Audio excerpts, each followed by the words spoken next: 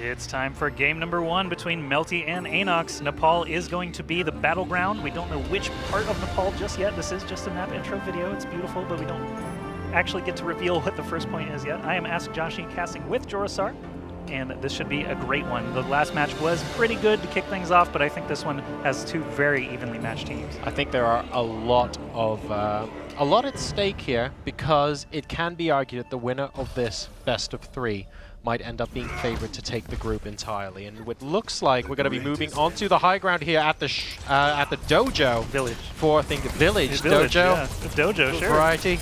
I don't mind variety. It's a spice of life, man. We're going to be starting things off very quickly indeed. And Kenzie actually getting 2 very quick kills there on Tracer as Anox look to take the upper hand. Yeah, very quick kills there actually coming out from the side of Anox, and it looks like it's going to push MELTY back to their spawn, essentially. They need to wait for those tanks and supports at least, but the first point is going to be captured very quickly here by Anox after just kind of half a skirmish. I think only a few people died. Wasn't a full team wipe, but of course losing any supports very early is going to thwart your chances of taking the point anyway.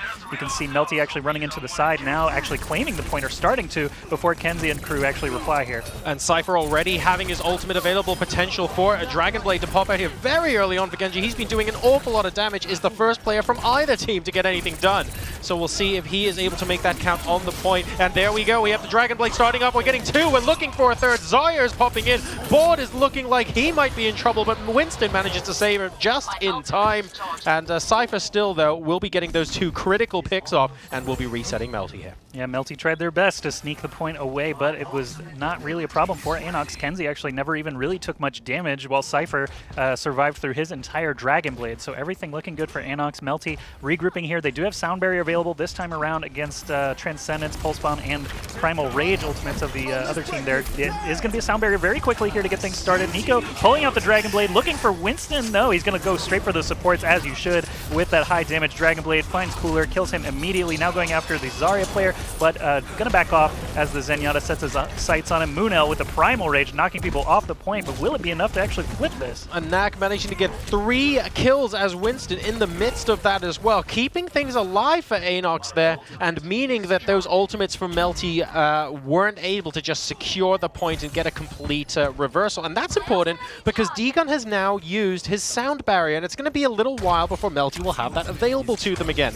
So really well played, a good bit of individual skill there from Anak, and it is worth pointing out that the very, very highly aggressive style from Anox at the moment is playing up tremendously into their advantage. There's a huge Graviton Surge. Do we have the kills to follow up? Kenzie's going to go ahead and take that down. It was actually, yeah, Kenzie just flipping the script. Even though his team was caught in the Graviton Surge, it was him that got all the kills, and now Cypher with the Dragon Blade yet again just cleaning up. Things went very firmly to Anox there. MELTY looked a little bit disjointed every single fight. They lost a player very quickly. Their Sound Barrier, as you pointed out, did not get them what they needed. They didn't manage to flip the point at all. 100% to 0 to start this out is not what I was expecting. This is worrying for MELTY as well. Are we on... It's going to be the Sanctum this time around. It is the Sanctum this time around. So on the 3rd point we're going to see here, in the Shrine, I'm particularly interested to see Cypher and his Genji, because there's been a lot of discussion about... Ooh, almost. Very nice. There's a lot of discussion between Reaper versus Genji in those kind of situations, and when the space is wide open, I actually prefer Dragon Blade to be able to move between individual targets that are really spread far apart, as opposed to Reaper that loves getting loads of people together in a single room and killing them all at once. So I think Cypher's going to be particularly effective there, and as we've seen from point 1, Joshi, it looks like Anox have brought their A-game today. Yeah, let's see if Anox can keep this going. Flippy here on the side of MELTY playing that Reaper. Everything looks pretty standard on both sides, though. The only difference really being a Tracer and Genji for Anox rather than a Reaper and Genji for MELTY. But Cypher does actually pour a lot of damage in. Rubicon's going to be the first one to actually get the killing blows here. I'm curious to see if MELTY's going to try to reset, but they will just back up toward their spawn, and that's bad news for them as Cypher is on the hunt. He finds Bod and slows them down even more. That first point is going to go Anox's way, and they haven't looked like they've even broken a sweat yet.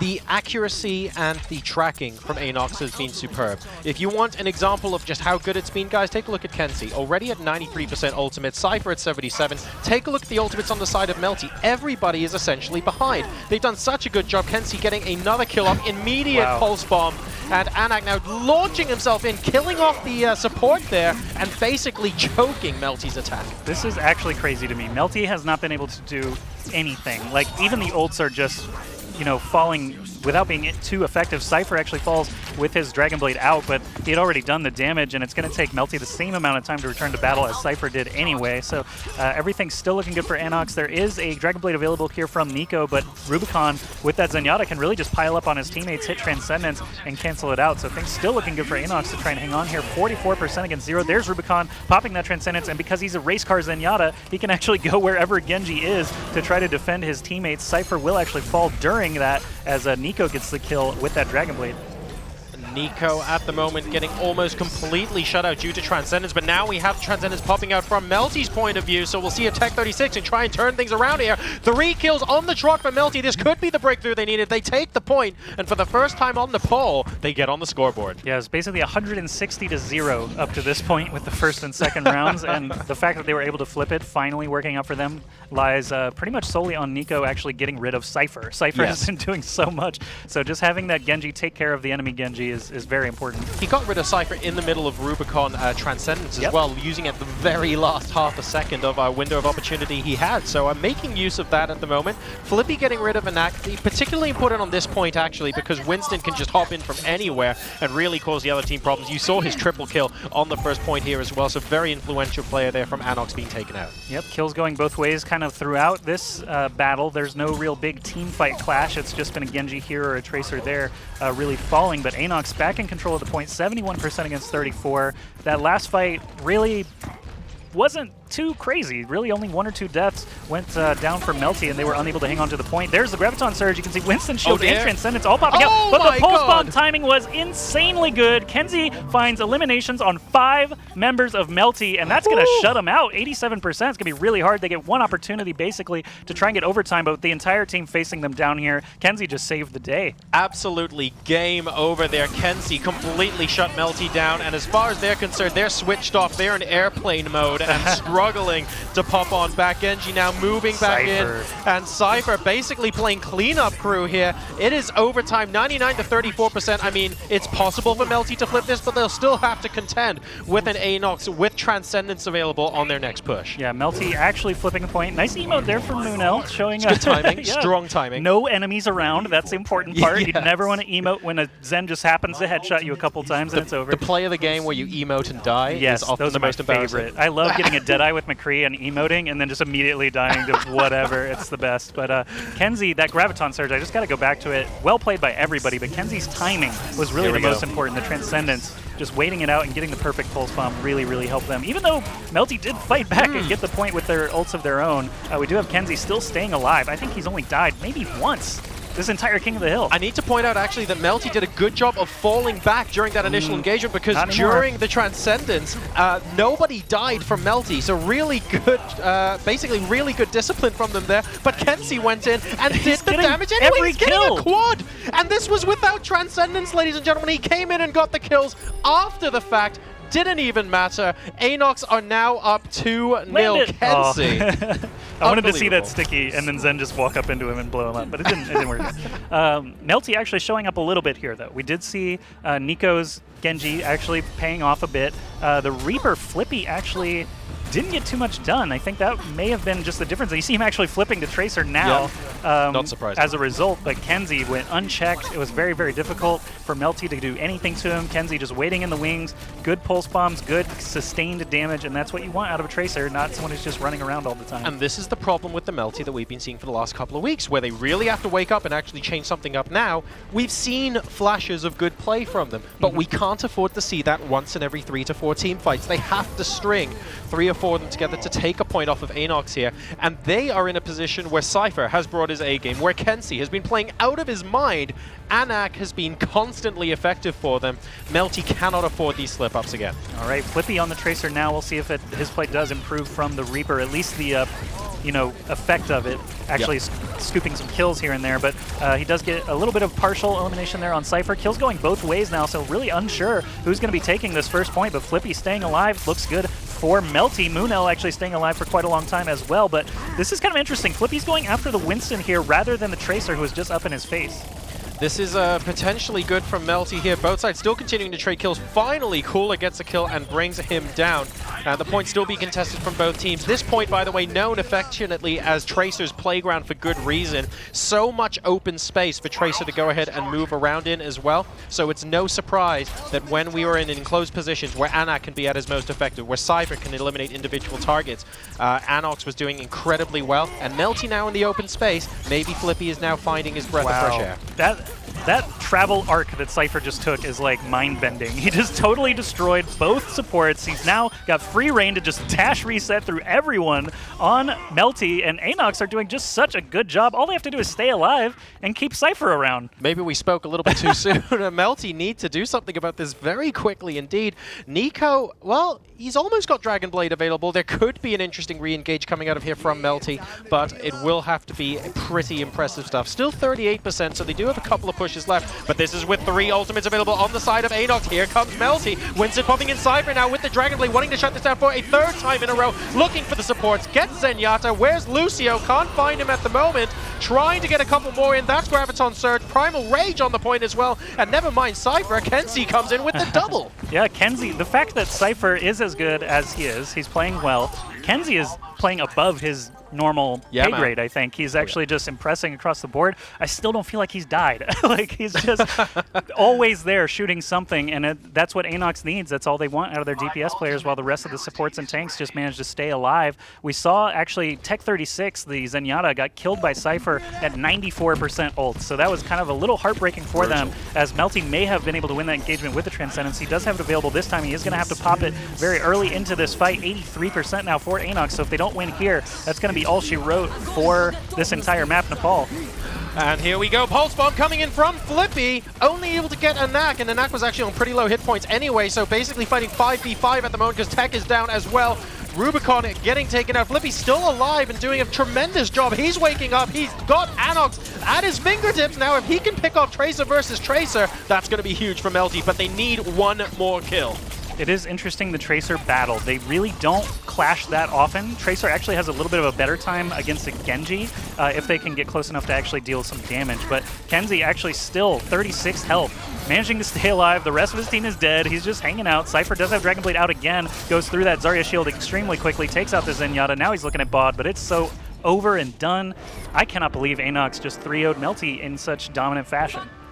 Wow, well, that was a very strong initial set coming out from Anox. I have to say, the final point, even though it was 100-0, there were more flashes of Melty there than on point 2, I want to say. And guys, no surprise this. Close your eyes. PG-13, possibly a lot worse than that. Kenzie there with a Quinn. Absolutely delicious there. A Quinn. A Quinn. I started going Quinn and then went, it's actually Penta. Penta? Yeah. No, I actually don't know what Overwatch we can go says. Quintuple. They say sextuple kill when you get 6. And I've only ever heard that twice, I think, in hundreds and hundreds of sex, games. sept, oct, non, etc. So that is the naming scheme that they've done for their huge multi-kills. But as it stands, you can see Cypher just constantly throughout these highlights getting tons of Dragon Blade kills. Kenzie with the sustained damage. His accuracy is really good. I don't know if you noticed, but when Flippy was on the Tracer, he was missing a lot more. He was swinging wildly left and right, while Kenzie looks like he was just trained on the headshots most of the time, and Cypher doing such a good job always digging for those supports first. Even though he could go after the tanks, easy targets right up in his face, he knows Lucio and Zenyatta are the priority targets for his ultimate, does everything according to plan, and Anox just coasting here in the first game. I have to say, though, if you compare both teams, if you look at Kenzie and Cypher at the moment, compared to basically everybody else, at the start of each of those points, they were building their ultimates faster than their respective counterparts. They did such a good job of tracking and doing so much initial damage to Melty that they always had first choice of when to use their ultimates. And that first take on the point is often so important in King of the Hill games, especially when the teams are quite close. I have to say, though, on this occasion, Anox did not make that look close. Anox definitely pulled away very quickly. That first point kind of set the pace for the entire rest of the game. The second point was a little bit closer, but the third point, they just cleaned it up nicely. 100-0 once again. They had a little bit longer, kind of more drawn-out fights, a little bit of scrappiness coming out of Melty finally, but Anox just looking so good. Cypher and Kenzie definitely get the MVPs in my book, but you know, it's not just the DPS players, the fact that they weren't losing supports, they weren't losing tanks, they know how to play conservatively once they already have the point under their control, and that is something that most teams actually don't have. You tend to see a lot more point flips than we did here, so I got to give credit to Anox's supports and tanks for just the great defenses that they had as well. And we will be going into game number 2. It is going to be actually Numbani for the first time today, so we'll get to see a little bit more map variety when we come back from this short break. No break. Sorry, there's no break. I'm just, we changed up the show format a little bit from last time. But that's even better, because now there's no break, and we get to go straight to map number 2. So, without a shadow of a doubt, the reason why, or one of the reasons a lot of teams switch up map styles when they, in fact, lose particularly heavily on a payload map to begin with, they often go to the king of the hill in the map pool. There's obviously no such choice there. We're going straight from Nepal into Numbani, and of course it was a choice between Numbani and Hollywood. So, in order to come back now, MELTY have to win on 2 payload maps in a row, but very importantly, it's a very different game. Totally. Anox are not going to be able to charge their ultimates like we saw on Nepal, and frankly, if they are, then they're absolutely destroying MELTY in a completely different game here. So I'll be very interested to see how Anox switch it up, and I'm particularly noting where MELTY get those first picks off in the team fights, because that's these Torbjorn. Sorry to cut you off, but what? That's a turret that we're looking at there. ZP and ZP and I actually just mentioned Torbjorn, how we would never see him on payload anymore. Ever. Except Numbani defense is actually the one that I called out as being the most recent payload defense that I've seen. And Anox, he's actually going to play a little bit like a Symmetra here. Obviously, there's no teleporter, but being able to provide armor, if he does manage to survive 1 salvo or 2 salvos, can provide a ton of armor for his team, and that just adds up so quickly on your DPS characters. But as things look right now, Sherrick getting a kill on defense as that Roadhog, but then quickly falling. Kenzie and Anox picking up the slack, and defense looks like they will hold A for this first push. Yeah, Nak at the moment consistently using this. I'm looking around for the armor packs and the blue on the health bars. I don't see too many at the moment, as Kenzie getting picked off very quickly though as Soldier 76. In fact, this pickoff might mean that MELTY collapse in and try and play the 6v5 battle, so keep an eye on that. Here comes Nico from behind, trying to pick off the supports, dashing back in, but he actually doesn't get much purchase on that, and he's going to be forced back. And Nak now getting taken down. Is that going to be a switch off the Torb? He actually got killed during Molten Core, so the turret downgraded. I have to imagine he's going to switch now, especially if it looks like they're going to lose A. He's actually not switching, though. I wonder if... Oh, yes, okay, there it is. There's the Zarya switch we were looking for. Yeah, I think it would be a little silly at this point when they're already stomping all over A. That would just be to spite ZP if he actually did it on top. Yeah, I'm just staying Torb during the payload phase. Why not? But D.Va actually coming out here for the side of the offense. Looks like it did make a difference. That verticality paid off for them, while the rest of the team obviously took care of business, got the kills they needed. You can see a switch now from D.Va to Reinhardt, as he is the more standard payload pusher tank. Now, one thing that's going to be particularly important with this next engagement, guys, is that Anox actually used a lot of their ult to try and defend there, basically coming to Torb's aid. And MELTY now have 4 ultimates available versus the 0 on the side of Anox. So we were talking about this on Nepal, how building out those ultimates quickly can be very beneficial. Nico now using a Dragon Blade. There is nothing in response from Anox, but they actually force him straight back with that excellent crossfire setup they had. But there are still ults available. We have Tech 3G potentially coming in, and we have Flippy as well for initiation. Finally, Anox get a sound barrier. It's interesting that, well, actually, I say it's... my point is actually totally moot now, because I was going to say that they can play as conservatively as they want, because essentially the beginning of this stretch or the end of this stretch doesn't really matter. As long as your time is, you know, what you're trying to beat and not the actual distance push, they could just wait until the very end, build up all their ultimates, and then take the engagement whenever they want. But they wanted to take it much earlier as they rushed forward. You saw Anox actually leading the charge as Zarya, and everything went their way with the combination of ultimates there. And we have High Noon starting things off from Flippy, actually discharging those bullets. Is he able to get any kills? He isn't. This is the one from Kenzie now on the flip side, and he loses them as well. Neither McCree actually getting those kills, and a very interesting engagement coming out of here from Anox, but they get the first 2. That is so important, and Anna coming in to take out Board, and I have to say, his Zarya has been just as on point as is Winston here, and all of a sudden the tables are turned in terms of ultimates. From that previous fight, Joshy, Anox went from no ultimates versus 4 to 2 against 2 at the end of it, and now they're looking in a very strong position. Yeah, everything coming up. Anox, I have to give credit. So Kenzie did use the Deadeye, It didn't get any kills, but it broke that Reinhardt shield, and that was the catalyst for the entire rest of the fight. Reinhardt fell so quickly after that Deadeye that Kenzie was able to just use that golden gun and pop whoever was in range. And the rest of the team obviously just crashed around them like a wave and washed them back to their spawn point, so to speak. But here we are back now. We've got Zenyatta's Transcendence available. We've got Earthshatter available. It's going to be the Dragon Blade coming out from Cypher, but he gets picked so quickly. Flippy must have gotten a headshot. That was just so quick of a shutdown. Transcendence goes down during the Graviton Surge to keep everyone alive. You can see Anox rushing forward here with Sound Barrier as well. All the ultimates coming out now except for that Earthshatter, combining for an Anox victory here, just keeping the cart under their control. No problems. Sharad charging forward as well. And by the way, that was without Earthshatter. Getting that double kill, just an excellently placed charge there from Reinhardt. Of course, around the payload, very difficult to actually maneuver your heroes into a position where they don't get choked up. So Anox there doing incredibly well. And he's actually the only person on the team with an ultimate at the moment, but that's fine. MELTY are in a position very difficult for them to break in. They're going to give it a go, but they have to win the individual battle without their ultimates available. Here you see a nice pin there. That could be a great way to open the door here for MELTY, finally getting a couple of kills. Anak, Kenzie, and Sherrick all down through a combination of teamwork there from MELTY finally moving forward. Flippy gets the kill on Cypher, and shutting him down, of course, like we mentioned on Nepal, can be all you need to actually get this progress going. This is really interesting because we literally just said that MELTY need to win a team fight without their ultimate. They had Sound Barrier. They did pop Sound Barrier. Okay, That's a big one. Towards the end of that. But one thing I should say is that they haven't been able to win any of those fights on King of the Hill, and they've now won one on Payload. This is possibly the bit of momentum that they need. That's true, and they are still the first attacking team. We have no idea what Anox is going to look like on offense, so they're just trying to set the fastest time possible. Flippy once again pulls the trigger on the Reinhardt shield, and you can see his silhouette there actually bouncing back toward the spawn to rejoin his team. You definitely don't want to start a fight with a shieldless Reinhardt, so everything looking good now for MELTY moving forward into the last point. Flash over the shield does make him drop it. Transcendence actually being popped very early by the defense. Could come back to bite them if they need it here momentarily. Slightly questionable there from Rubicon, but they do at least manage to get a double kill, so they will be able to push MELTY back. Whether that was really necessary, like you called out, Josh, he might be up for a bit of debate, frankly, as D-Gun. Wow, he's actually doing a good job of staying alive here. Yeah. Cypher is being frustrated to no end. This Lucio has to go. Lucio can be tough to duel. Genji normally wants to try and get the final blow on a Lucio, but this time, yeah, just bouncing around 1v1 where he knows you're just buzzing around him like a fly. He's got boop, he can heal himself pretty easily, wall ride.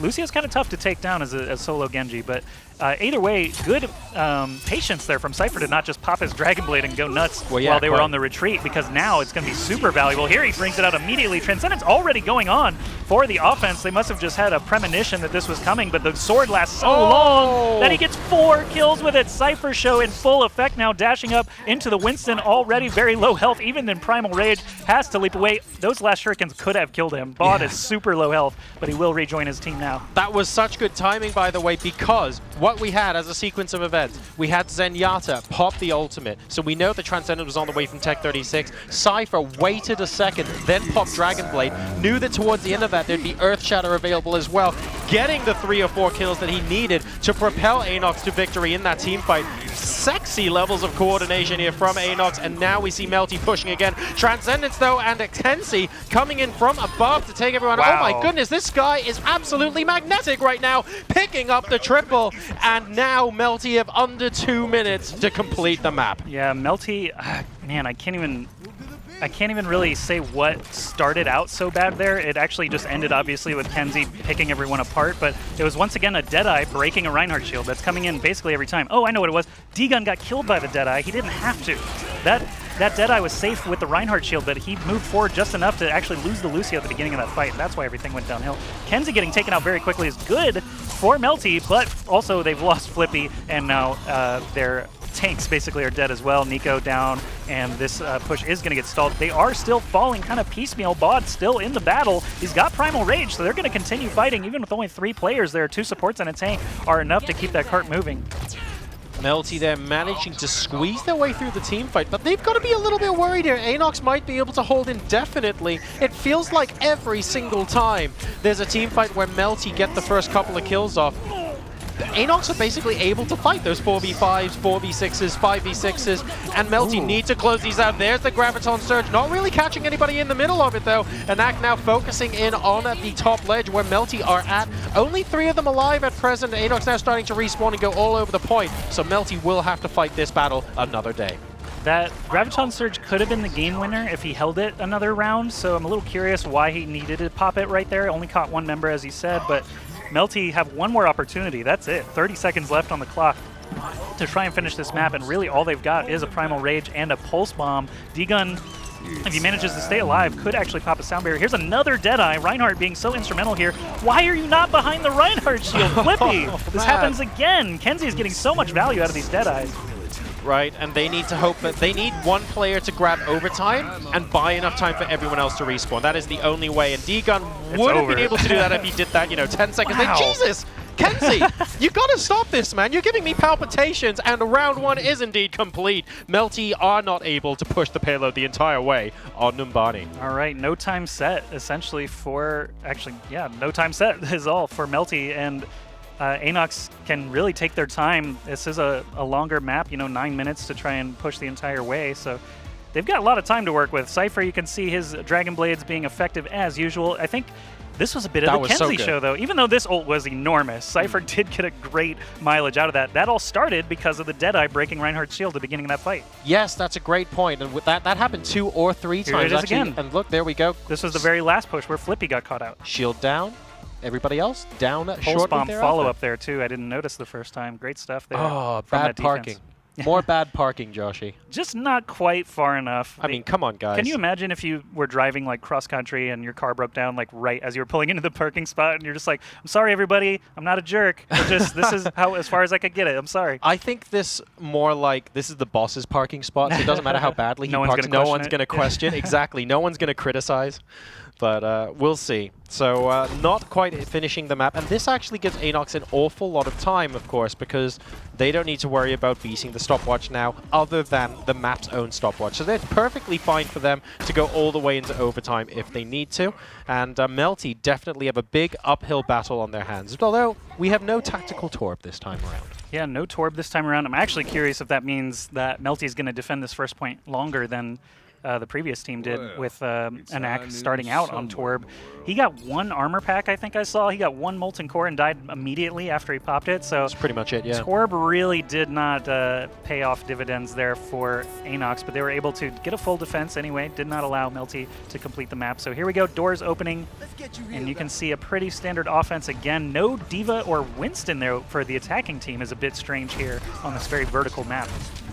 Yeah, using the verticality in the first point tends to be quite a feature, actually, so we'll see how this works. It looks like everybody's lining up behind Reinhardt to start things off. Sharek, of course, loving his Reinhardt as well, ideally not playing too much in extra. Here comes Kenzie on Roadhog, managing to get the hook in, but not actually able to pick off the support early on in this game. This is an all-out brawl on the point right now.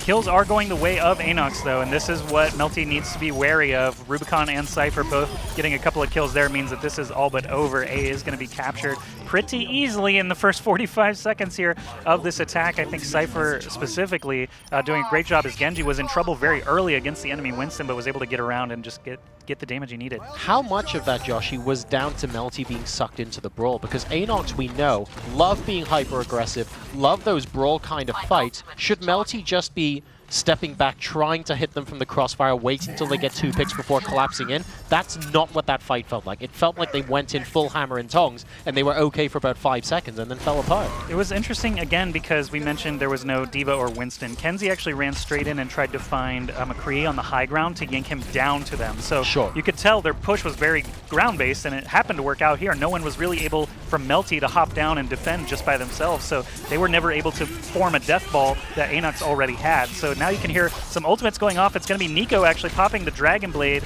Curious what he's going to be able to get out of it. He does find a kill on Kenzie very quickly. Sharek is going to fall as well to Moonel, so no tanks available for the defense. This could be a great chance for Anox to continue moving forward. Moonel down, Nico down. Can they get this Winston as well? I think they should be able to. Primal Rage was popped just to keep it up a little bit longer, but Discorded Lucio now on the cart could be pretty easy to fall as well. Everyone just pouring in their damage. Winston's still just jumping around, finally goes down to Rubicon. Cypher basically hunting for supports there, trying to weave in and out of Winston's range, basically to take out Zenyatta and Lucio. Successfully doing that now as Anox move further forward. Remember, 4 minutes and 45 seconds to get basically the last couple of meters to this point, and they're going to have additional time to get just short of finishing the map as well. MELTY have a huge uphill battle. Here comes a sound barrier. Graviton Surge coming out, trying to get the kills. That pops a Transcendence from Anox. First kill going out on a D-Gun. And we have the sound barrier on the other side now as well, topped by Cooler. And there are 5 seconds for them to do whatever they want. Quad kill going the way of Anox right now, and they steamroll through to this point. Yep, easy cleanup there after the tanks fall. Tech 36 and Flippy fall at the end. There's over 6 minutes here to push this last stretch. They haven't really been challenged at any point. Even on Nepal, the first map, it went heavily in the way of Anox, so I think these guys came hungry. This is a $300,000 tournament, need I remind everyone. In the end, there's a lot of money at stake, and this is the group stages. This is not qualifiers where you can just get in on points and not have to worry about it. Like, you have to get it done here, and MELTY is one of those teams that is expected to give you a fight. And the fact that they're performing so well here makes me worry for Misfits a little bit, perhaps in the upper bracket finals. And that's 5 kills, by the way, before Cypher actually had an opportunity to kill someone with Dragon, but he stood outside the spawn going, guys, is there anyone left for me to kill? Walk into my sword, please, I'm bored. But no, you can see the parking spot we mentioned there as very, very close to being achieved. You've got Bod.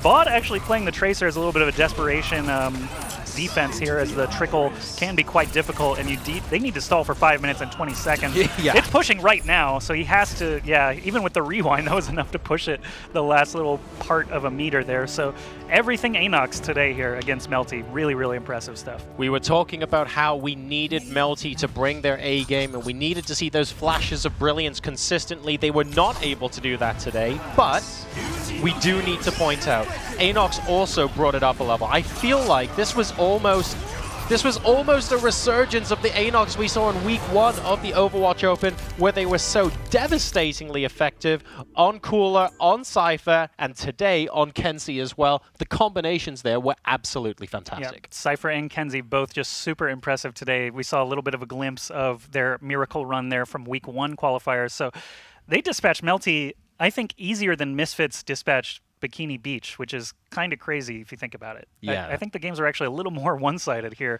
for Anox, but we are rejoined now by Rachel. Welcome back to the desk. Thanks so much, guys. I got a lot of questions for you, so I'm glad to be joining you back here on the desk, because we thought communication was going to be a big factor going into this matchup.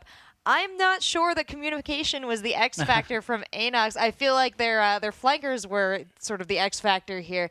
A lot of kills, like you said, from Cypher, from Kenzie. Talk to me a little bit about how you think that Anox contributed to either setting up these events, or do you think this was all just a spontaneous, opportunistic killing by our two flankers? Well, I think Kenzie, for sure, definitely impressed me today. He's not normally not normally a player that comes up in discussion as often as Cypher. Cypher obviously had a great day as well. Nothing to complain about from his play, but Kenzie on that Tracer and McCree showed a lot of flashes of brilliance that I have not seen out of him before, so he definitely performed at a level they needed here. I would think that the timing, actually, from Kenzie and Cypher both are really all that made the difference. Waiting out those Transcendences, getting the Deadeyes. Even though the Deadeyes were into Reinhardt shields, there were follow-ups every time. The Pulse Bomb follow-up right as that Transcendence ended. Everything just went so well for these big game-changing ultimates, and that was definitely the key for Anox. Well, yeah, Jurosar, I thought my initial thought was that, wow, they're working so well with their team. Bod really pulling in, the, oops, excuse me, right here. Sorry, their Zarya, I'm going to lean it, Chartfix, there we go, your UK friend, was doing such a wonderful job of gathering everyone together with the Graviton Surge, and I thought really setting up plays for Cypher and Kenzie.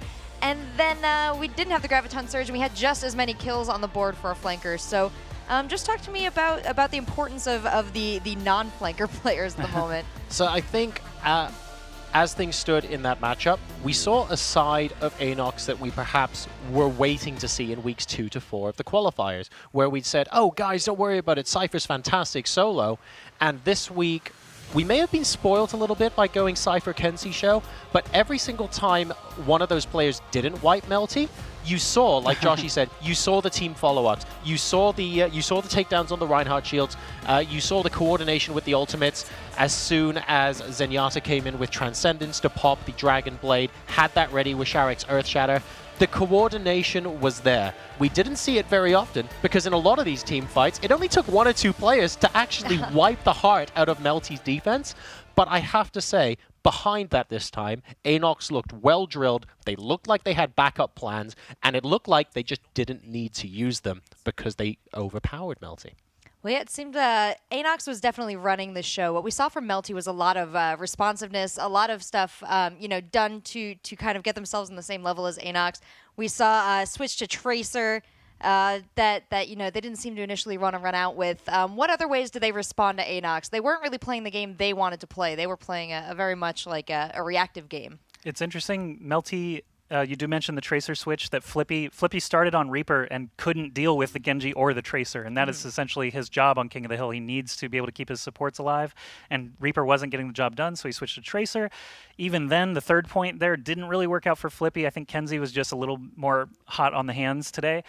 Flippy, I'm sure, another day of the week may have been able to reverse their fortune, but I really think a lot of it came down to Anox just pushing the envelope themselves. The attack on Numbani A, for example, they used a Roadhog rather than a Diva or a Winston. That's something I don't normally see. Probably shook them up a little bit. The fact that they went with more ground-based kind of death ball rather than the divide and conquer that you sometimes see really shook them off their game. They lost A so quickly and they had to regroup. They didn't even really make any switches after that. They were confident that they could continue to hold on the payload portion, but even then, it was just all burst team kills. It was never like long, drawn-out fights. Sometimes you have teams that excel at staying alive a little bit longer and maybe fighting back over the course of a 30 or 40-second fight.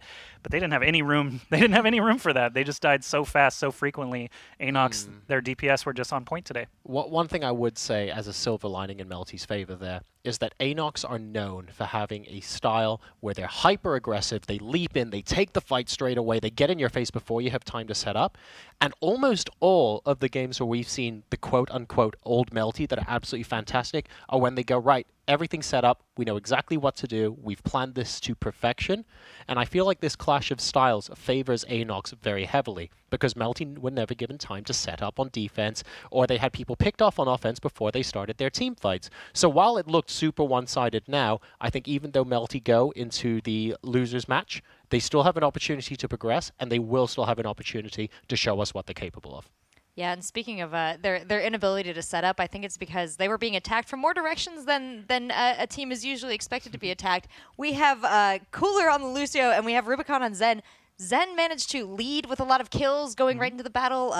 Cooler, Lucio's cannot be ignored. He was still doing a ton of damage for his team, and I don't know if other teams kind of expect that out of the support players as much these days to be so in the fight.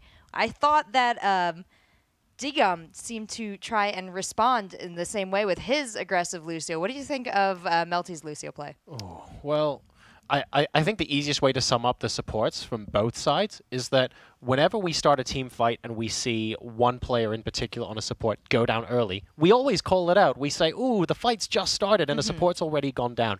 You never saw that, really, with Kula and Rubicon. They were getting in with the kills, but I'd argue more importantly, 10 seconds into a team fight, they were almost never dead. Absolutely. They were constantly providing healing, and they were doing great damage from the backline. Zenyatta with those kills, like you mentioned, Rachel, fantastic example of what can happen when you don't deal with the Zenyatta.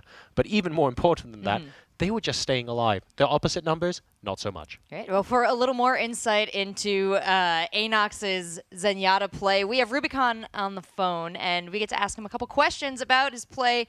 Rubicon, are you there? Yeah, sure. Hi there. Hey, nice to be talking to you. Excellent play there. How are you feeling after that match? It was pretty good. We thought it would be more difficult, but we managed to deal with them. Well, talk to me a little bit first off about your Zenyatta. You were particularly deadly in this matchup. How do you feel coming in playing a support character that is still so effective in DPS? It makes a lot of impact, and if you don't shut down Zenyatta, it's really annoying. There is two options. Either you're grounded away from your other team, and they kill them other players, or you just kill them all. Kill Zenyatta really fast. Focus it. Yeah, Zenyatta unchecked can act almost like a mortar cannon. You're essentially just sitting in the back doing full damage, even from extremely far away. So I think your positioning definitely worked out a little bit better than Melty's this time around. Talk to us a little bit about King of the Hill and what Zenyatta. What is your primary focus on King of the Hill? Are you just dodging Tracers and Genjis? Or are you focused on keeping your own DPS up? What is kind of the priority for a Zenyatta player on King of the Hill? Because you guys did such a good job there on Nepal. It's a lot about survivability. That's the main point of Yeah. Zenyatta on this map, I think. Because usually people just shut you down with Winston, Genji, and Tracer, like really fast. If you stay alive long enough, your team either deals with enemy players or you just die and lose. Well, Anox did an excellent job moving in unison. Who's the shot caller on your team, and what does it sound like in your communications? Well, of course it's in Russian, and it's Anox. Okay. He's calling Winston. out the targets to focus. And one of the Or other to really... Yeah. Oh. I'm sorry? No, he's calling that out. That's fantastic. I actually wanted to get a little more insight, too, into how you guys deal with your flanking players. You have Cypher on Genji, you have Kenzie on Tracer, and they seem to move almost independent of the team. So what's your communication with them like? Well, lately I'm trying to stay with Kenzie a lot, because Discord is really good combo with Tracer. Because he told me that he melts enemies really easy. And I'm trying to stick as much close to him as I can. And then also maybe just stepping back and taking a look at your performance here. In week 1, you guys did really well, getting to the finals and only losing to Misfits. And then maybe in weeks 2 through 4 of the Overwatch Open, you guys didn't quite do so well. You were losing a couple of more matches. But today, you guys looked like you were almost back at your best, if not there already. What changed between weeks 2 to 4 to now? Like, what have you guys switched up in the last 2 weeks that have made you so effective? I'm not sure. We did a lot of mistakes these past weeks. We were trying to find the problem, but I guess maybe we found it.